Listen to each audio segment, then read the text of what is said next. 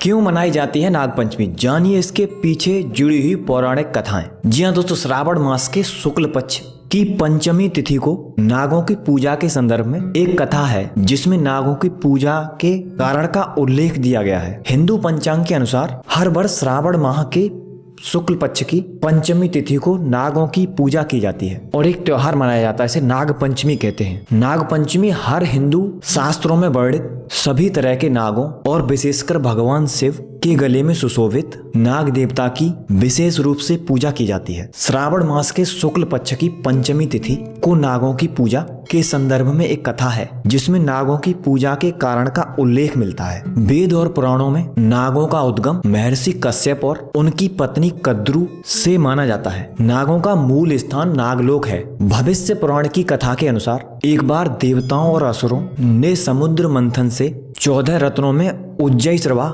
नामक अश्वरत्न प्राप्त किया था। यह अश्वरत्न अत्यंत श्वेत वर्ण का था। उसे देखकर नागमाता कद्रू तथा विमाता बिनता दोनों में अश्व के रंग के संबंध में वाद विवाद हुआ। कद्रू ने कहा कि अश्व के केश श्याम वर्ण हैं। यदि उनका कथन असत्य सिद्ध हुआ तो वह बिनता की हमेशा हमेशा के लिए दासी बन जाएंगी और अगर उनका कथन सत्य हुआ तो बिनता को उनकी दासी बनना पड़ेगा। कद्रू ने अपने पुत्र नागों को बाल के समान सूक्ष्म बनाकर अश्व के शरीर से चिपक जाने का निर्देश दिया, किंतु नागों ने अपनी असमर्थता प्रकट की। इस पर क्रोधित होकर कद्रू ने नागों को शाप दे दिया और वह शाप कुछ इस प्रकार था कि पांडवों के वंश में राजा जन्मेजय जब सर्प सत्र करेंगे तब उस यज्ञ में तुम सभी अग्नि में भस्म हो जाओगे। नागमाता के शाप से भयभीत नागों ने वासुकी के नेतृत्व में ब्रह्मा जी से सांप निवृत्ति का उपाय पूछा तो ब्रह्मा जी ने निर्देश दिया कि यायावर वंश में उत्पन्न तपस्वी जरत्कारु तुम्हारे बहनोई होंगे और उनका पुत्र आस्तिक ही तुम्हारी रक्षा करेगा। ब्रह्मा जी के इस वचन को सुनकर नागराज वासुकी आदि अतिशय प्रसन्न हुए और ब्रह्मा जी को प्रणाम कर अपने लोक में आ गए।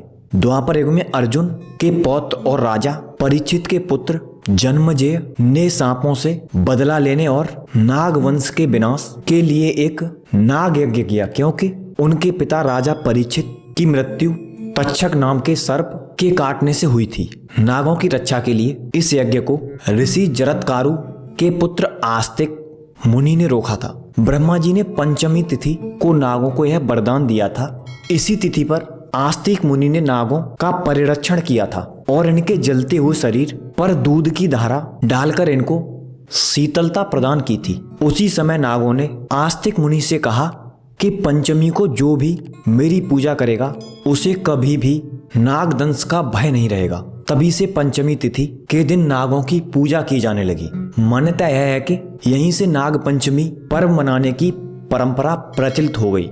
ऐसी मान्यता है कि इसी दिन भगवान श्री कृष्ण ने कालिया नाग का अहंकार तोड़ा था। अतः नाग पंचमी की यह व्रत ऐतिहासिक तथा सांस्कृतिक दृष्टि से अत्यंत महत्वपूर्ण है। तो दोस्तों, अब तो आप जान ही गए होंगे कि नाग पंचमी का जो पर्व है वो क्यों मनाया जाता है। अगर आपके जहन में कोई और कहानी है या कोई और कथा है तो हमें कमेंट सेक्शन में बताना बिल्कुल न भूलें और साथ ही साथ वीडियो को लाइक शेयर करना बिल्कुल न भूलें।